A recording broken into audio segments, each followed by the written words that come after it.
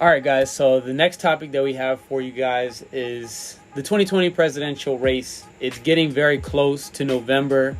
The weeks are flying by, the months are flying by, and Trump and Biden are going to be representing the Democrat and the Republicans. Obviously, Trump is the president looking to get reelected. And there's a lot of turmoil in the country with voters being stuck trying to pick which one of the lesser evil they would like to pick in a lot of people's eyes. Some people like Trump, some people like Biden, and a lot of other Americans are right there in the middle where it's like, I don't like either of them. I don't know who I want to vote for. So I want to go ahead and start this off with you, Franco, and I want to ask, what would you say would be a viable third option if somebody wanted to not vote for either of these guys? Or what would be the course of action if they didn't like either of them? Even if they didn't want to vote for a third person, what would you say? I think that's the better question. What is the course of action that somebody should take if they're in that limbo right there in the middle? I would tell them to stop relying only on the electoral process for installing change. Because, like, where has voting lesser of two evils gotten us? Like, you're still voting for evil. You're still voting for people who are going to serve the corporations. And throughout the course of history, the corporations have gotten stronger and stronger, more powerful, and the people have gotten more poor. And usually I would say, like, voting for third party, but in this election, both third party options, the Libertarian and the Green Party, they suck. There's a lot of corruption that happened with the Green Party, and I covered that in my channel, Frank Analysis. Jo Jorgensen, I don't really like the Libertarian candidate because of comments that she made about Tulsi Gabbard, and the Libertarians don't put climate change on the forefront, which is something that's really important to me, and I think it should be really important to everyone. But what are some other things that you could do to install change? We can become informed about the systemic problems of our country. Like, you can get informed by listening to the political channels. Like, you can listen to us, Hear Me Out. You can listen to Frank Analysis. You can also listen to some of the other bigger channels like Nico House and the MCSC Network, The Convo Couch, Jimmy Dore, Kyle Kalinske at Secular Talk, and then inform your family members about what's actually happening. You can also get on the ground to these protests that are happening. There's millions of protests that are happening around the country. You can start community organizing. You can tell your community and inform them about what's happening and saying that we won't stand for this. We're sick and tired of giving two shitty options every election year, and then we see no progress. So that would be my advice to people. And then to also get informed about local candidates, because if you have more power to install progressive change if you vote for candidates locally that are not taking corporate money and who are fighting for issues that you're concerned about. And then that can lead to a domino effect. People from another state or another city are going to hear, oh, did you hear about what they did over there in Montgomery County, Maryland? We should probably do that too. Oh, Colorado got marijuana legalized. Maybe we should get marijuana legalized in our state. So that's the importance of not just worrying only on the presidential election, but you have to also worry about other elections that are happening in your local communities, in your state, etc. I like that you mentioned that. Something that I've definitely come to learn during these times is that we need to start locally, because we can get things done. We can push for more things to be done locally, and that's really where the change is going to start. If it's going to make its way up, it needs to become a trend in everybody's local areas. I want to ask you, Brooks, the same question. What would you tell somebody who's in the middle of that Biden, Trump? What would you give somebody, or what would you tell somebody if you had to give them advice for their next course of action? I mean, just what you guys have been saying. Make sure you research your local candidates, research the people that you identify the most with, who, they talk about the things that you care about the most. If you care about something like defunding the police and getting money out of the politics, that's not going to happen with either of the presidential candidates. But you can look down the line for someone, third party, fourth party, whatever it may be, locally, that can try to get these things out of the politics, because that's what's really hurting us right now is people. We expect this money to go to corporations and they're going to do the right thing, and we know they're not going to every single time. And it's something that Nico talks about every time we link up on Skype. You're the hero of your own story, so don't rely on somebody else. Wait, who says that? Franco. Oh, Franco said. I thought you said Nico says that. I was like, wait, what? We had Nico on Skype? When? No, Franco I said. had Nico on Skype, but I do say you're like you are the hero of your own story, because I see a lot of people talking about like they're like, oh, we're gonna get progressives in 2024. Why don't you start working for progressive change now? Stop relying and expecting other people to do that for you in 4 years. Look at what happened. Look, that should be a lesson you should learn of how a lot of people, they just like were waiting for 2020 to happen to get like, I don't know, like a Bernie Sanders president so that we can get the things that we want. We can get progressive policies passed in other ways other than electing a progressive president. Yeah, so I'll take it back to what we were talking about maybe 2-3 days ago, and or it was longer than that, but we have a group chat with the four of us, and Bruno and Brenda and all them, and we're talking about just voting in people that register and identify with what we care about. And that's what we have to do. We have to get rid of the old guard, people like Nancy Pelosi, Biden, whoever it may be, people that care more about the status quo and their own money than the actual people. Why should we vote for you if you're not gonna do your job and look out for the citizens? So Let me ask you a question, Brooks. That's like rewarding them for bad behavior.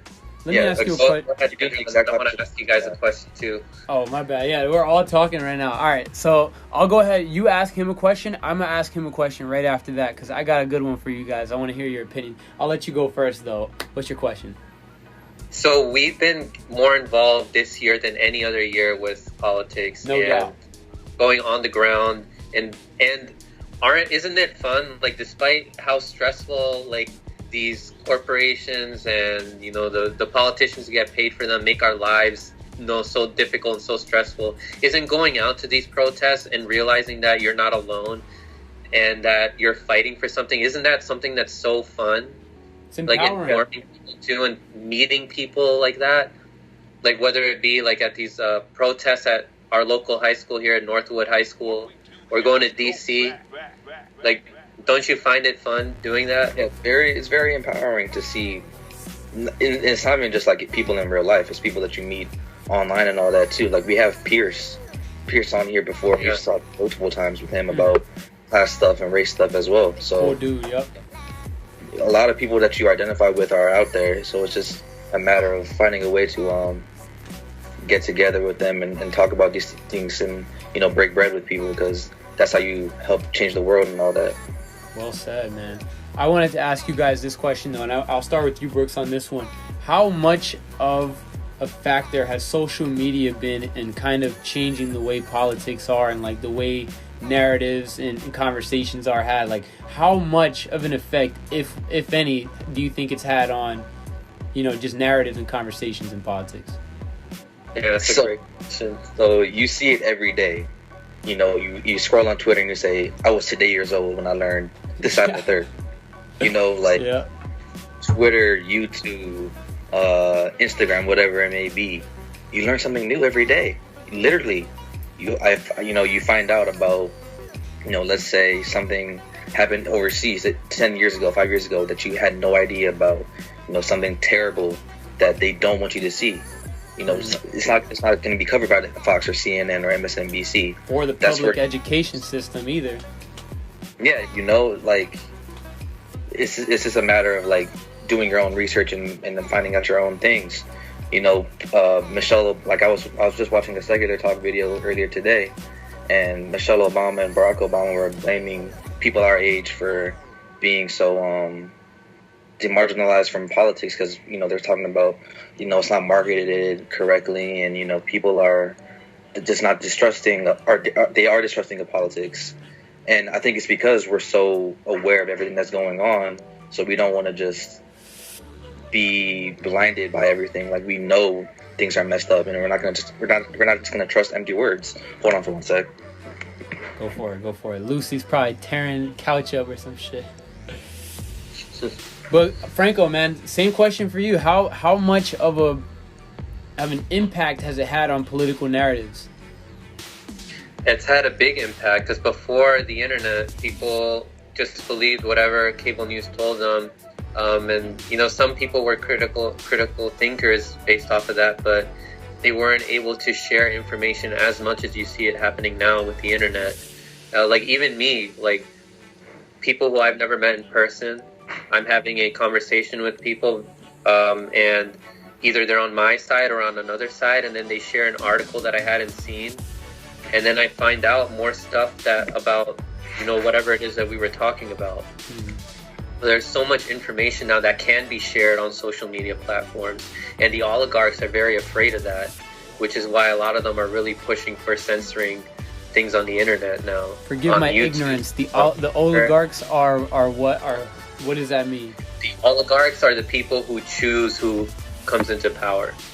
So in there's a Princeton study that was done in the U.S. that found that the U.S. has more of an oligarchy. That means that people in power get to choose other people to come into power, rather than a real democracy in which the entire population. It's like what you saw. Elect a leader. It's like what you saw what happened in 2016 when, you know, Bernie Sanders got screwed out of the primaries, and it was delivered to Hillary, who ended up losing. Yeah, it's like that one club that just has all that money and power gets to choose who we have as our leader. They have more power to choose who we have as our leader than the actual people do. And they also have the power to control the narrative. So we can, like, fact check people on our own. Like, we don't need, like, these, like, fact checking, organizations, because, you know, those are run by people too. Who's going to fact check the fact checkers? Like, who's going to watch the Watchmen, right? Yeah. So that's an interesting perspective that you guys share on the whole social media thing, because it really became prominent in the 2010s, and we've only had 2 presidents since then. We're starting to learn more as things come out. And another thing that I've noticed about social media that is kind of troubling is we also do have the side of the social media where it's like people pretend to care or just go on there to spread hate. Do you guys think that has an impact in the way people think, or do you think that's just something that's easy for most people to ignore? What do you think, Brooks? I mean, for me personally, I'm not gonna, and maybe it's bad for me to do this, but like if I don't agree with what you're saying, I'm typically gonna scroll past you. I'm gonna look at it with like, the hell are you talking about? You know, I don't want to read something about that. But, you know, I found that over this pandemic and being home all the time, that sometimes I take the time to read these things. I'm still gonna disagree with it, right? But, you know, understanding another point of view is important. But as far as the hate stuff goes, like that's social media for you. You know, you have Facebook, and people are spreading propaganda on there all the time, and you have normally very intelligent people just blindly listening to these things, you know, and then they end up spreading it, and it becomes like a wildfire, and that's not what you need right now. Mm-hmm. And like, we want people to be cynical and all that, and think beyond just like the surface level stuff. But, you know, you gotta be able to be reasonable and look at things. Like, if I see something on Facebook, I'm always gonna look at the about